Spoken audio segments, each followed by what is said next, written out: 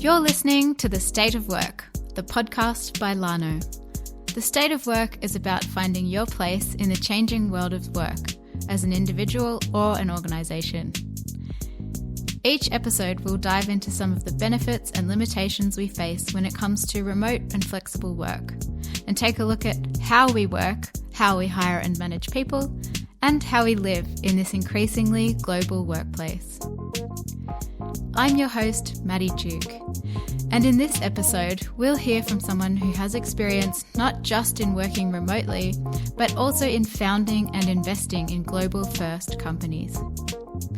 Startup investor, essentialist, and explorer Cédric Waldburger shared some fantastic insights and advice on leading distributed teams, and also some tips for future founders. Let's take a listen.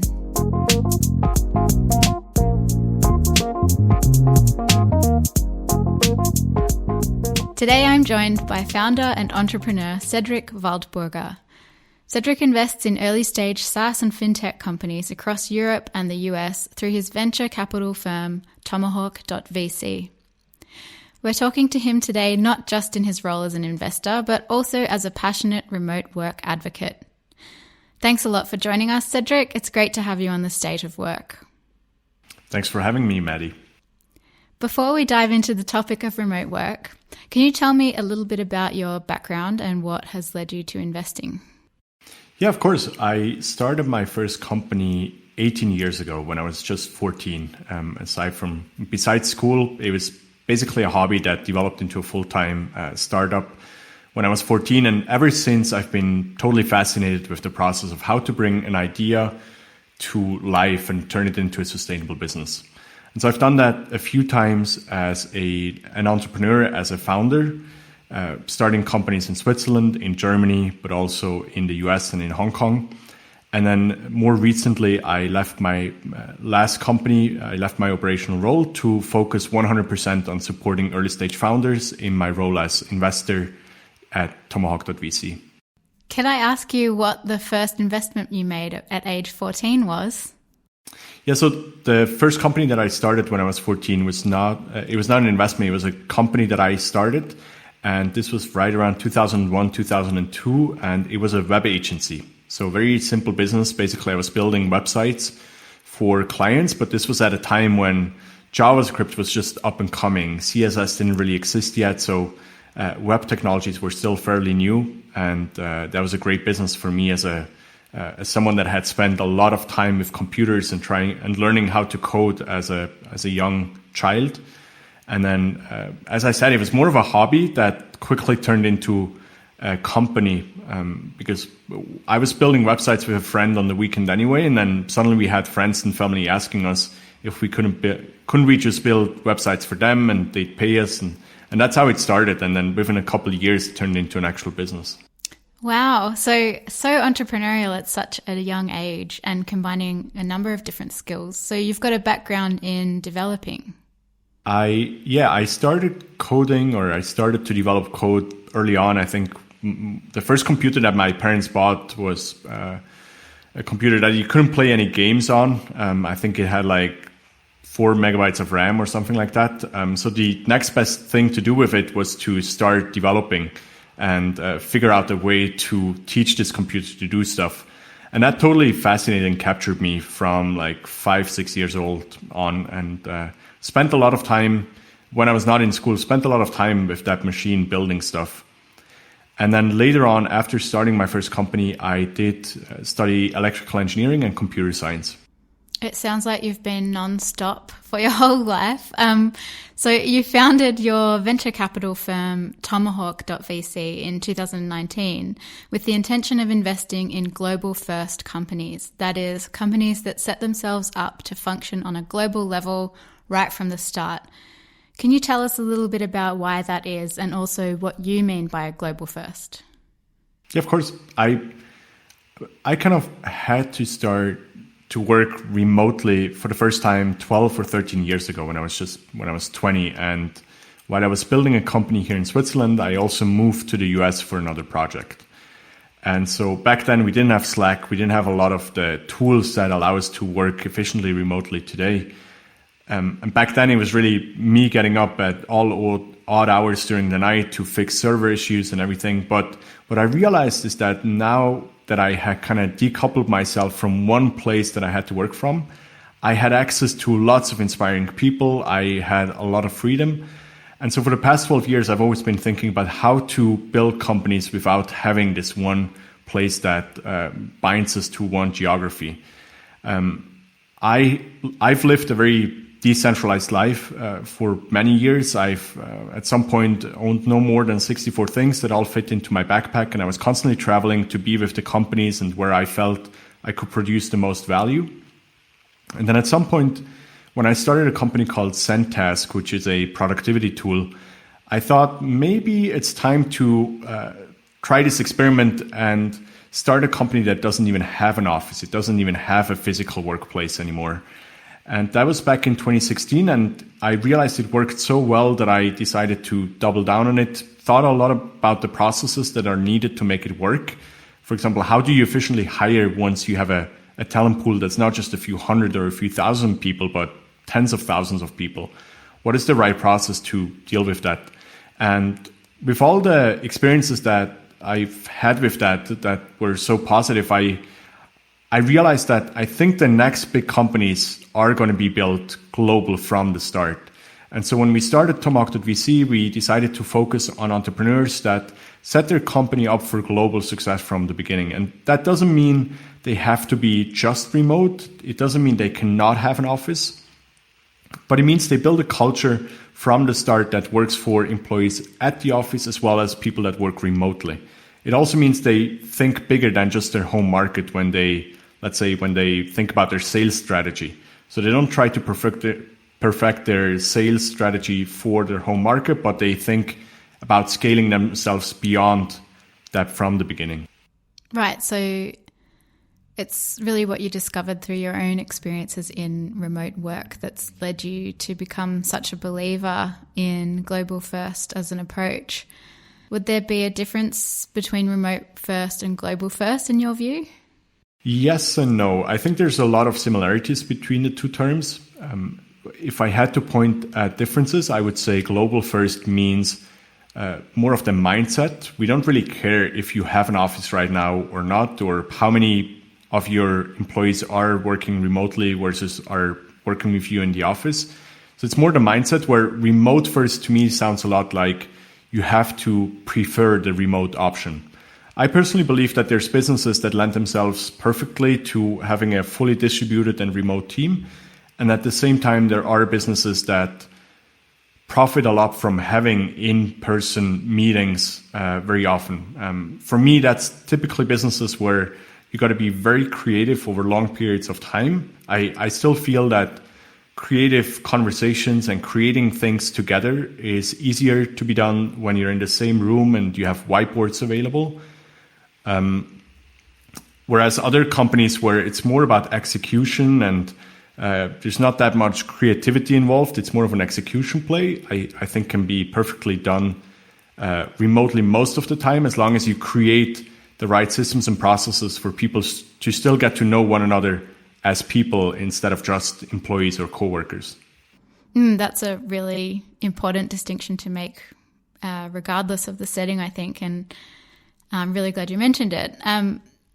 Sticking with sort of the challenges of how to manage remote teams, based on your experience and what you've learned through the companies you've built and the companies you've invested in, what are your views on what are the biggest challenges that management can have in shifting from a non-remote to a remote workplace? Like trust and culture, how do you manage performance when your team might be distributed all around the world? So when we first decided to start a company that was fully remote, of course, the biggest skepticism came around this question of how can you even build a company culture that works? How can you build trust in a fully remote setup? And understandably, right, before 2020, most people in my circles, my friends, my family, they had never worked remotely.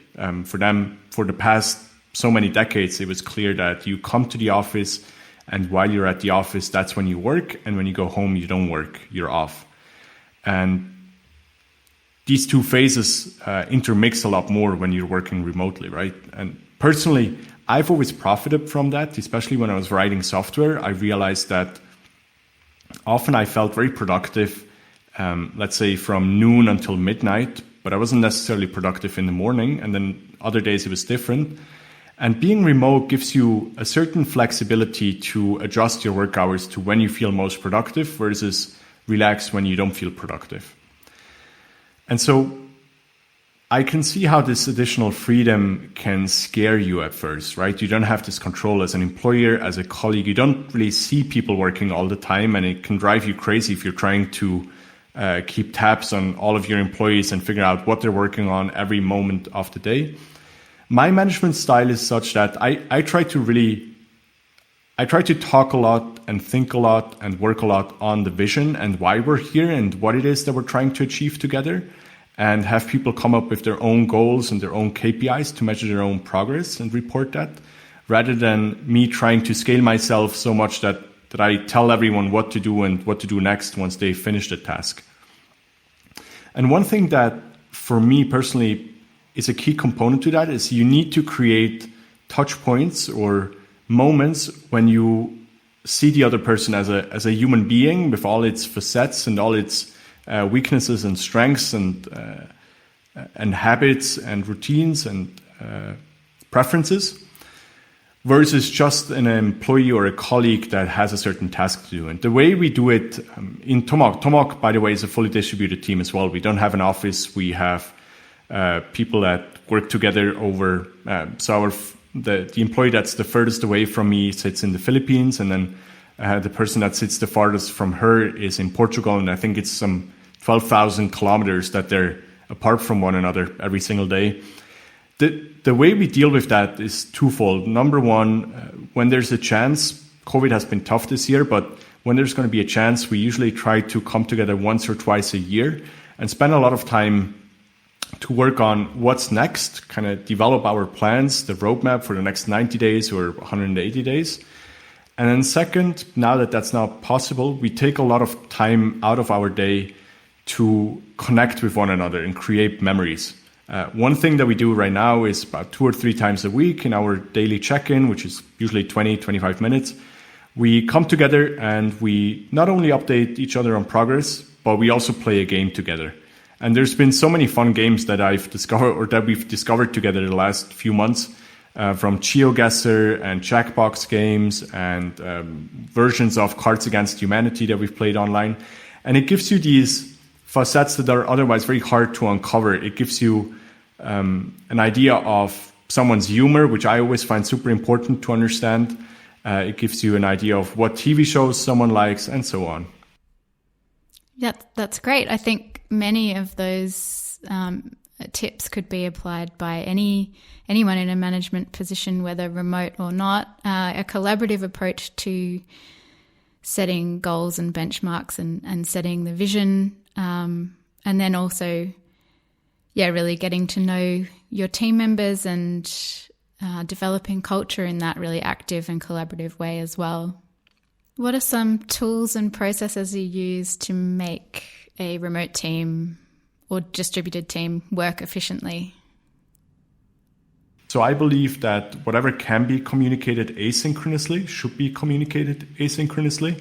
What that means, for example, our daily check-ins or our stand-ups, we do asynchronously. We've built a Slack integration that asks all of us in the morning in our respective time zones, how do you feel today? Which I think is a very important question. And we don't allow or we don't encourage people to say just good or great.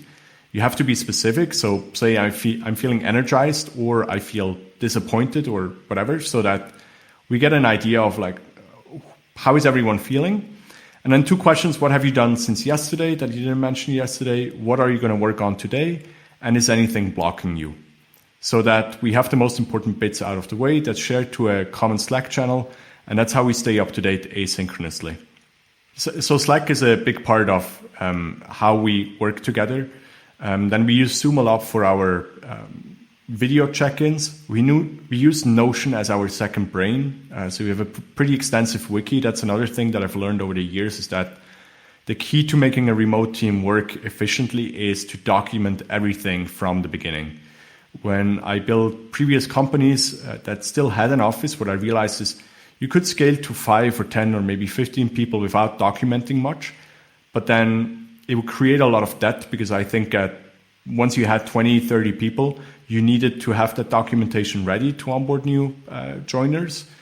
And with the remote team, it's just much earlier. I feel that even after 3 or 4 people, what I feel is you got to document almost everything, but then it also helps you scale much quicker and more efficiently later on. Right. So everything you've been talking about, this having the right things in place, this human-centered approach to managing a team and having all these really valuable tools in place, being prepared with documenting things and how you're going to communicate, asynchronous communication opportunities. Is this the sort of structure and mindset is this the kind of preparation that you'd expect a global first company to have in place? Is that what you're looking for when you assess whether you're investing in a certain company or not? So I don't get in the way of tactical decisions typically. I believe in investing in great founders and then letting them do their work and just being on the sideline, coaching them, supporting them. But I wouldn't want to get involved in tactical decisions. And I also realize everyone has a slightly different leadership style. And the key thing is to figure out what works for oneself instead of trying to impose something on someone else. But when we do look at founders, we typically look at 3 dimensions: execution, clarity, and empathy. And so that last part, empathy, I think is an important one. I truly believe that, especially in a decentralized or distributed team, it's important that people want to follow you and aren't just motivated by extrinsical motivations, but they truly believe in the mission that you're solving together. And so I think it's an important component to have enough empathy to also, through the distance and through these many layers of tools and technologies that stand between you, to have a good idea of how everyone on the team is feeling and to react to it if needed. Empathy. That's really good to hear, and really goes hand in hand with what you mentioned earlier about viewing your team as people and not just employees or colleagues.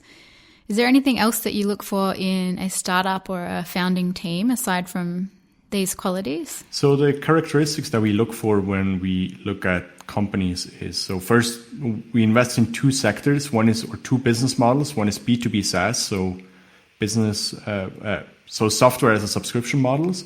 And then second, decentralized finance. Because I believe, so the last company that I helped build is a decentralized infrastructure protocol. And I truly believe that that's where the next big revolution is going to happen in decentralized applications. And I think finance applications are going to be the first ones to really scale. So that's one thing. Then we invest very early at pre-seed, seed, and Series A. Most of our investments somewhere between pre-seed and seed.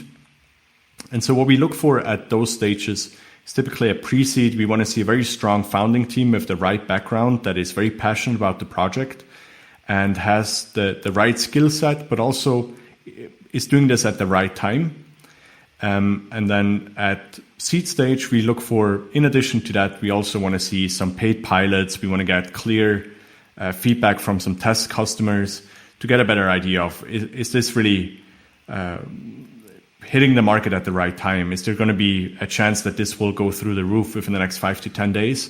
Or is this more of a feature and maybe a bit ahead of its time? And so in terms of different ideas and new products, innovations, is there any particular idea that you'd like to see from a new startup, especially at this time after 2020 and, this big acceleration of companies that have had to quickly shift online? Is there any other area that you see as a big opportunity for a new idea? So we invested in companies and tools that supported remote work before COVID. But of course, this year, it's become clear to everyone that remote work is here to stay and that we all need better tools to collaborate over distance.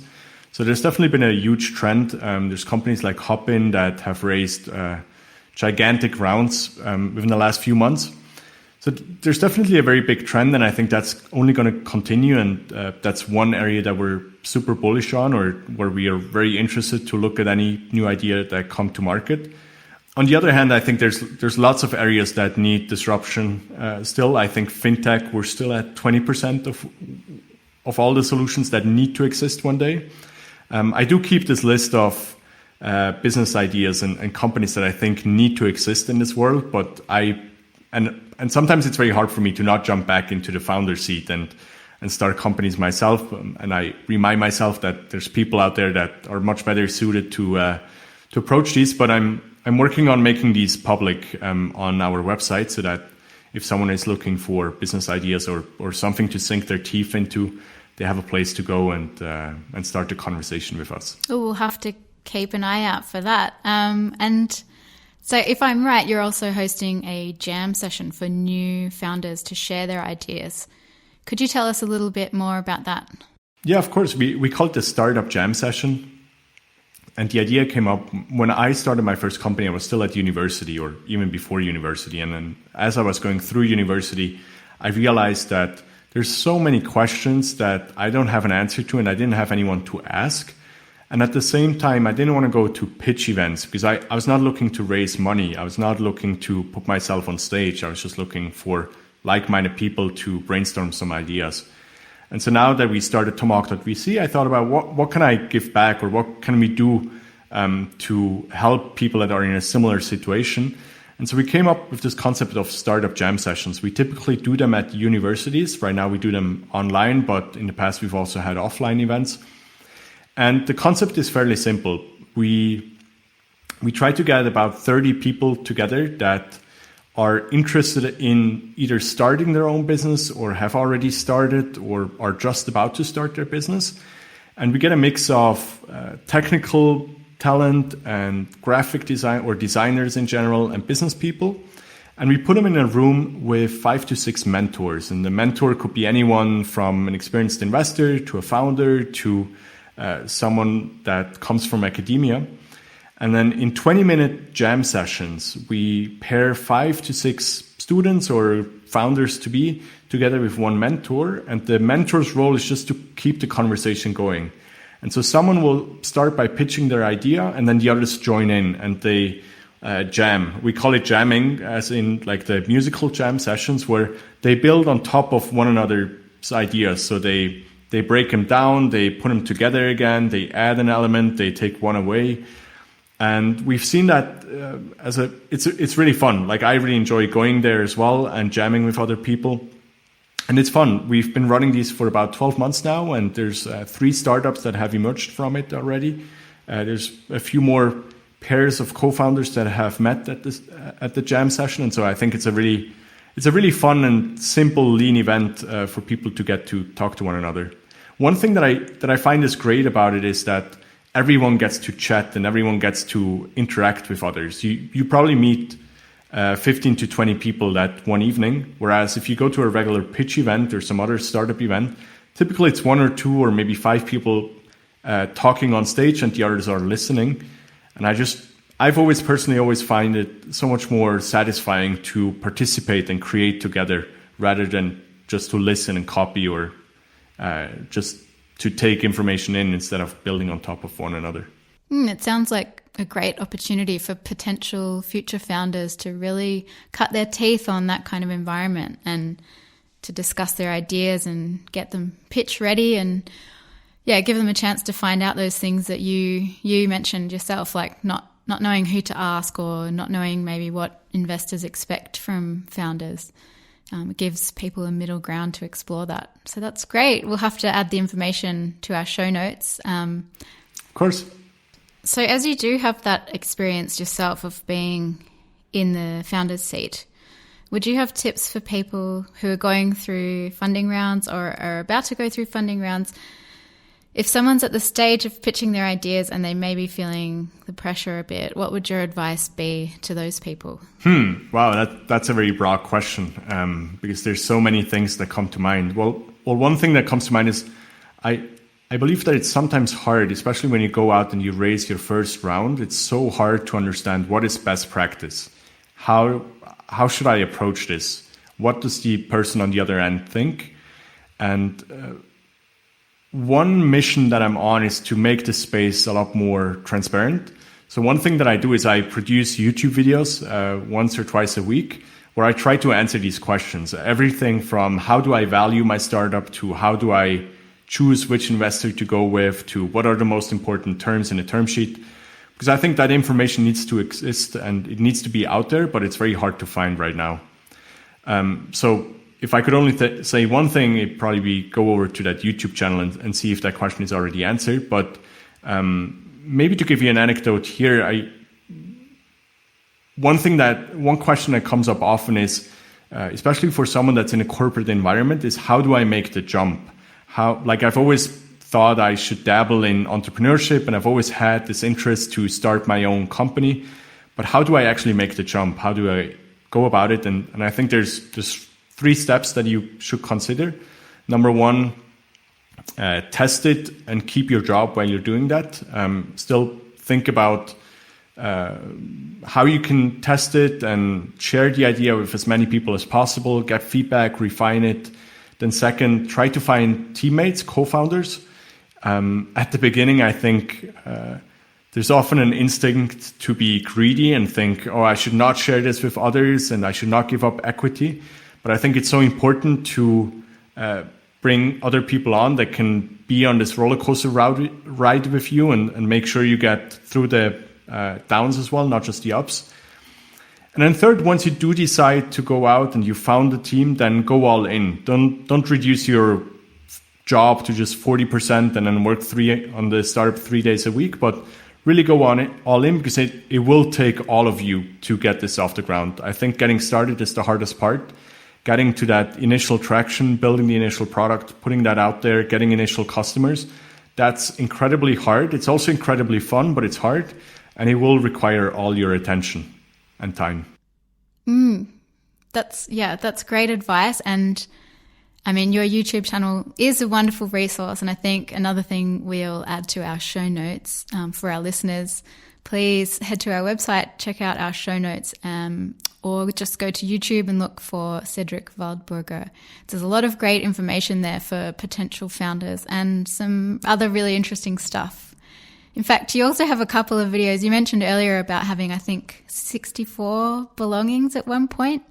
And you talk a bit about your life as an essentialist on your YouTube channel. So I thought I might ask you a little bit about that. So I used to live with no more than 64 things and didn't have a home for just over 3 years between 2016 and 2019. Was constantly on the road. For some years, I was on 120 plus flights. So it really didn't make sense for me to have a home base. But then in 2019, as I set up Tomahawk, I also decided to base myself out of Switzerland. I didn't want to travel as much anymore. And so I got a place again. Now, my personal possessions are still around 60, maybe even a little less. But then right now, I also possess a bed and a table and a few chairs and a bit of cutlery. So I don't actually have the exact number, because even though at the beginning the number was very important for me, because it was my fitness function, right? That's what I optimized for. I was interested in, if I can only own one pair of pants, which pants would it be? And then kind of went through the thought process of giving everything else away. Same with shoes and everything. But I don't think the number is that important. For me, minimalism or essentialism has always been a tool to being happy, and second, being able to focus on what I really think is important in life. And for me, it's deconstructing this process of how do you bring an idea to life. Now, essentialism for me, or why do I not like the term minimalism so much? I think minimalism means less is more, or less is better. And I don't subscribe to that. I think if someone really enjoys reading books, as in physical books, and has a library at home, and it brings them a lot of joy to look at this library and think back of what they've learned from these books, I think there's absolutely nothing wrong with that. Essentialism for me means to focus on what's essential and consequently leaving everything else away. And that's the standard that I want to hold myself to, is make very clear, sometimes extreme decisions, to always focus on what's absolutely essential and leave everything away. everything else away so that I can be 100% focused on what I want to do with my life and not be distracted with maintaining a ton of stuff in my life. Interesting. I can't help but think I'd struggle a little bit, but who knows? Maybe I should give it a go. The State of Work is brought to you by Lano. Lano provides all the tools necessary to build and manage a global team in one place. And it gives freelancers an easy way to manage invoices and get paid on time, every time. Whether you're a founder looking to access a global pool of talent to help scale your startup, or you're a freelance remote worker who doesn't want to be tied down in one place, find out how Lano can make your life easier at lano.io. Now, as someone who used to travel a lot and work from places all around the world, I think you said something like 120 flights a year. You've obviously had this experience of the digital nomad lifestyle, as they say, and, you know, living out of a suitcase and traveling all around the world. Now we're obviously at a unique point in time in history, let's say, and I wanted to ask what would your advice be to those people who aspire to or used to have that kind of lifestyle as well? How would you suggest dealing with the challenges that people are facing now that they are stuck at home, maybe feeling a little bit more isolated and not able to travel the world?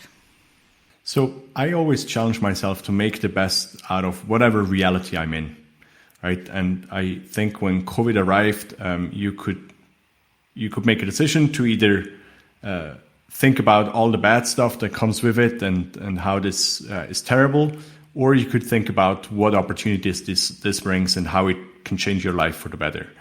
And so I'm generally in the second camp, where I always try to see everything that life throws at me, every challenge, I see it as an opportunity to grow. And similar with COVID, for me, it's been a great year. I instead of traveling internationally, I traveled a lot within Switzerland, and I got to know and see a lot of places that I hadn't discovered before, and realized how diverse Switzerland is. And I think for someone in a similar position that used to travel a lot and really enjoyed seeing a different country every few weeks, I would say try to explore what's near, what's more close. I think especially within the EU, we can still travel if we adhere to certain restrictions and if we get tested. I certainly wouldn't recommend traveling to a different country every other week, but I think if you've always wanted to live in a country where you don't speak the language, then I think it might be a good time to do that and just go there and spend all the time that otherwise you would have been out eating at restaurants, to either learn the language at home or start cooking or find another way to improve your life. So I think the world has changed, but also it will always continue to change, and some of these changes are a bit more apparent than others. And in the end, it all comes down to what we make with these changes, how we interact with the challenges that we face. For sure. And I think, we're obviously still yet to see how things will develop and change, and it can maybe be an exciting time. Yeah, like one example that comes to mind is a few friends in the US that used to live in New York or San Francisco or LA, places that typically come with a pretty high rent, and they had to live there because their employer was close by. They either worked in the Bay Area or in Manhattan, and now they've moved back to be with their families somewhere in the Midwest or in Florida or wherever it may be, and are able to and see that they can still collaborate and be very valuable to the company from afar. I think that's something that's going to shift the landscape in the future. I think it's going to be an important change that's not going to totally revert. Of course, a lot of people are going to move back and go back to the office one day, but I think there's also a new reality where we've learned that we can collaborate so well, and if we can all have an environment that makes us happy and that is beneficial for our mental and physical health, that is a huge benefit to the company overall as well. For me as an employee, that's a benefit that I bring to the table, not a downside anymore. I feel 2 years ago when you wanted to work remotely in a lot of the bigger corporations, that was a bit of a tough point to negotiate, or something you had to negotiate. And I think going forward, it can be something that is a skill, something that you bring to the table.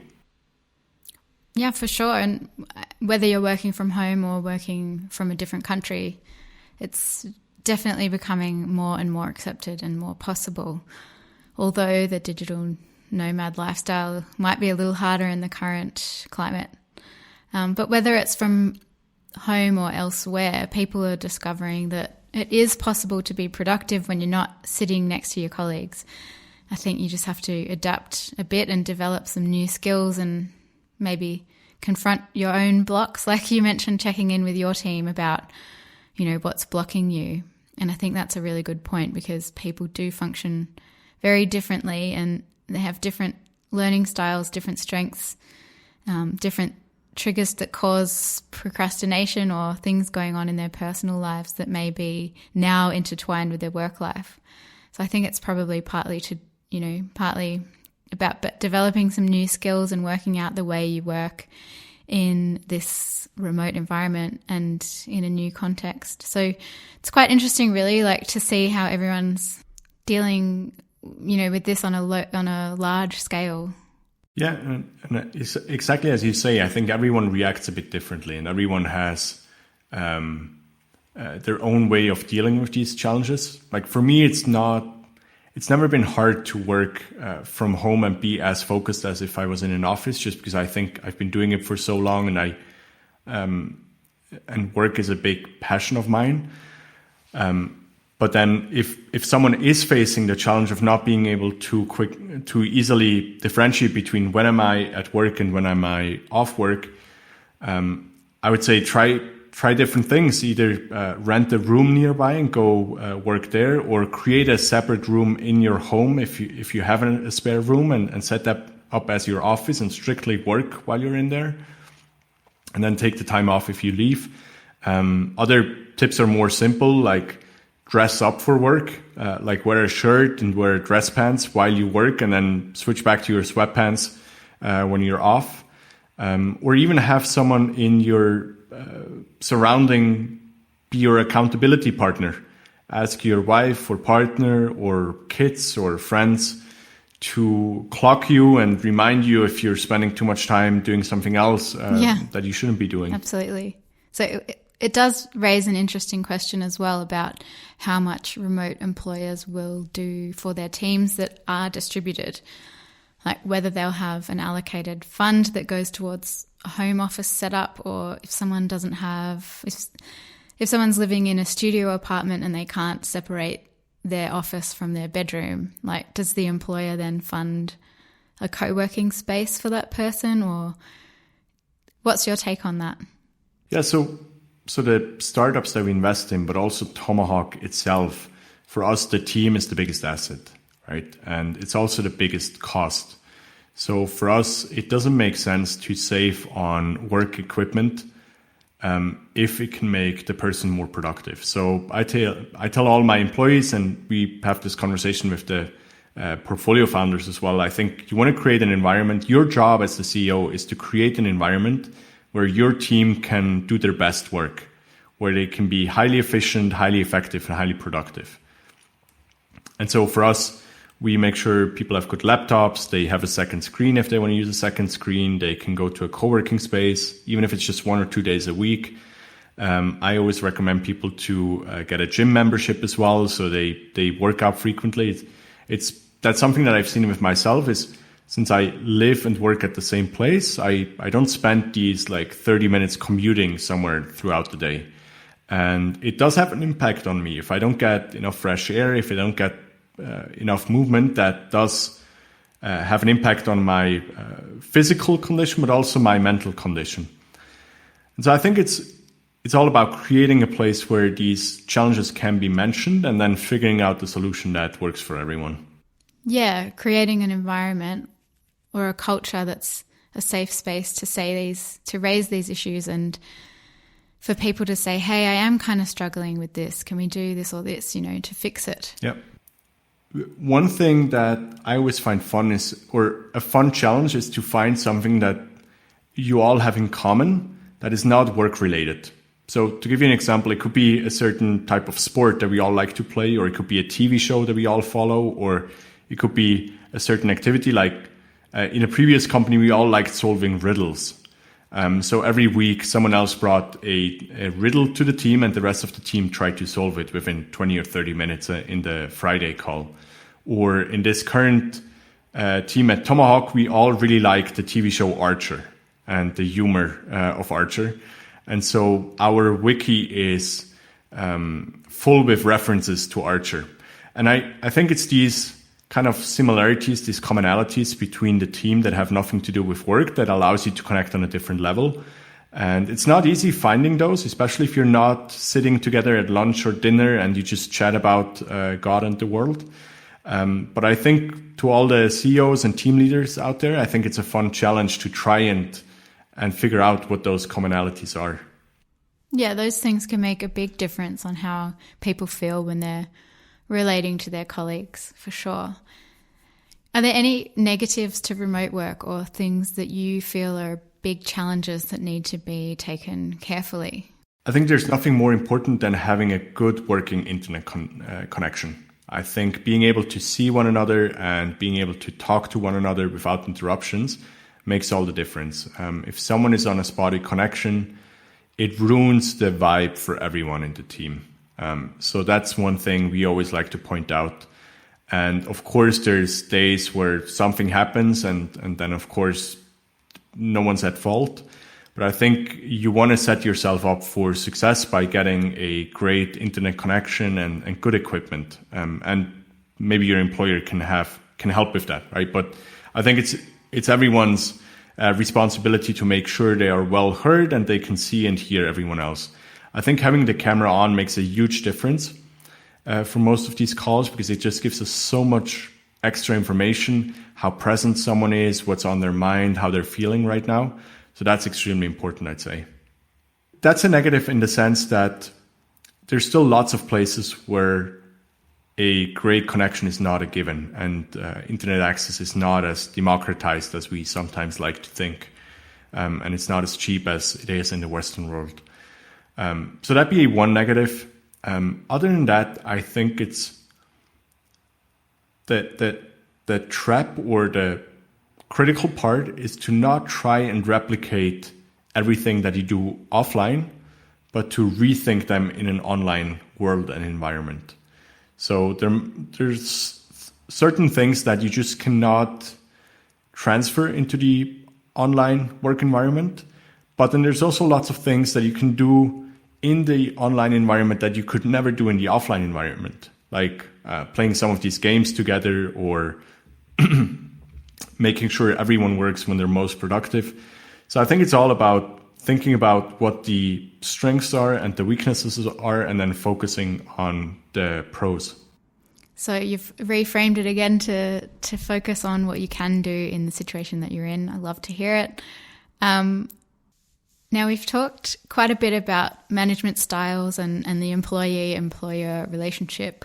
Just to go back to the topic of investing, what would you say your approach to your relationship with potential founders is? Yeah, it's a similar dynamic, but I think it requires a bit more fine-tuning, because when you hire someone and it doesn't work out, it's fairly simple how to part ways. Typically, you can break up that relationship within a few months, if not weeks. But when we decide to invest, we're typically on the journey together for the next 10 years. That's the expectation when we invest. And so during this year, it's the first time that we've invested into companies when we have never met the founders in person.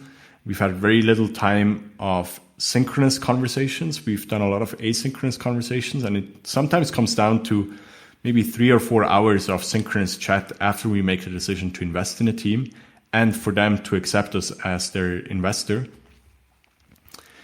And so I think in some degree it brings this to the next level. On one hand, your relationship is not as there's not as many frequent checkpoints. Because once you're invested, maybe we check in with a portfolio founder once a week or once every 2 weeks.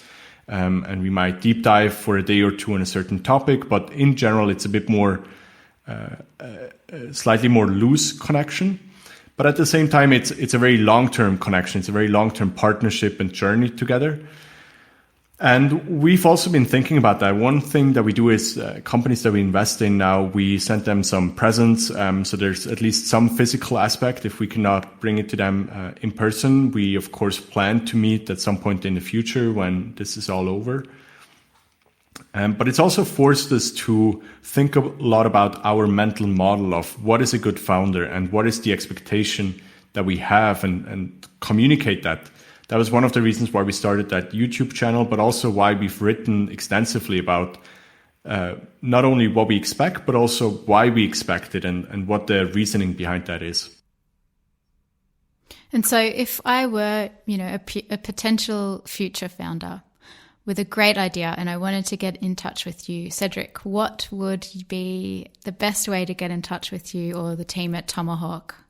Yeah, there's a few ways. The best way probably is to get introduced by someone that we both know. Could be another investor, could be a founder, anyone that's in my network and in your network could make the introduction. You could come to one of our events, for example, the Startup Jam session. And then the easiest way is to go on our website and apply. And that's also where we rethought how to do applications. So cold intros typically, or cold emails, inbound leads, are typically a lot of work and the success rate is very low, meaning that we look at, or in the past, we've looked at hundreds of applications, but we never ended up investing in one of the companies that came through that channel. Why? Because it's just hard to get culture fit if there's no intro or personal connection. And so we thought a lot about how to do that for the future, because we also didn't want to take it off our website. When I was an entrepreneur for the first time, I didn't have the network to be introduced to investors. And so I appreciated it if there was a way for me to get in touch with them without having to first build my network. One thing that we did is if you go to Tomahawk.VC, you'll see a little button in the bottom right that says Apply Now. And what that does is it starts an automated video interview. So we'll open a video where you'll see me and I'll ask you a few questions about your business and why you're working on this and what the biggest challenges are that you're facing now, but also in the next 12 months. And then it records that. You record the video directly in the browser. It will later send you to a form as well, where you can upload your pitch deck and some of that information. But the video is extremely important for us. Number one, it gives us so much more information than we could get from an email. We see the sparkle in your eyes. We get an idea of why you really started this, how much are you invested in this idea and this solution that you're working on? And then also it gives us a ton of data points to just connect with you super quickly once we do reach out and we plan our first call. So that's just one way how we thought about finding great teams and connecting with them in this time of remote collaboration. That's such a great idea, like an asynchronous video chat, basically. Great. Yeah. So yeah, I think we've covered everything and we can probably wrap up. So thanks so much for sharing your insights with us on the state of work, Cédric. It's been wonderful having you on and wonderful talking to you. Thanks for having me, Maddie.